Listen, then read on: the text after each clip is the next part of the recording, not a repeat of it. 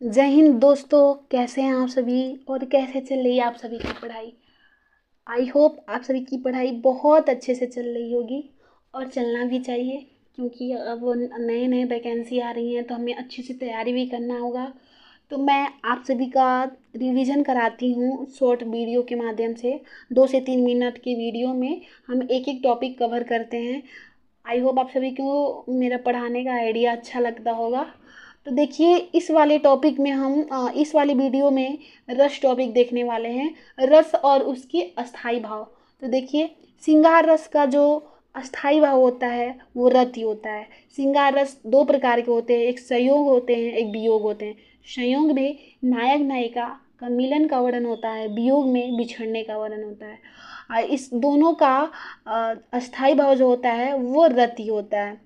हास्य रस का जो अस्थाई भाव होता है वो हास होता है, और रौद्र रस का अस्थाई भाव जो होता है वो क्रोध होता है। करुण रस का जो अस्थाई भाव होता है वो शोक होता है, और वीर रस का जो अस्थाई भाव होता है वो उत्साह होता है। आगे देखिए, जो अद्भुत रस होता है उसका अस्थाई भाव 2 होता है। देखिए, विस्मय, आश्चर्य, दोनों में से एक मतलब दोनों तो नहीं आएगा, ऑप्शन में आएगा तो एक ही आएगा। बट आपको दोनों याद रखना है, तभी तो जानेंगे कि हाँ ये ऑप्शन है। अगला है विभत्स्य रस, इसका है जिगुप्सा और घृणा। देखिए, इसमें जैसे बहुत घिन वाली बातें कही गई होती हैं। हम पढ़ते ही पता लग जाता है कि हाँ इसमें घृणा है, जिगुप्सा। जैसे ऑप्शन एक आता है, कावा चील मांस को चीर चीर के खाता है, इसी टाइप का कुछ एक है। तो आप पढ़ के ही पता लगा लेंगे कि हाँ इसमें घृणा वाला बात कहा गया है, घिन आता है पढ़ते ही। अगला है भयानक रस। भयानक रस में डर वाली बात होती है। इसकी अस्थाई भाव जो है वो है भय। शांत रस का अस्थाई भाव क्या है? निर्वेद है, सम है। दोनों में से एक ही ऑप्शन आएगा, ऐसा नहीं दोनों अलग अलग आएगा। अगला है वात्सल्य रस। इसका अस्थाई भाव वात्सल्य रति या स्नेह है। देखिए, वात्सल्य रस में माता के प्रति माता और बच्चे के प्रति प्रेम भाव को दर्शाया गया है।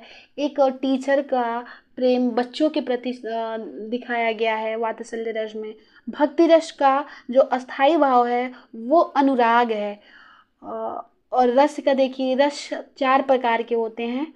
अस्थाई भाव, रस का 4 प्रकार होता है। अस्थाई भाव, विभाव, अनुभाव और संचारी भाव।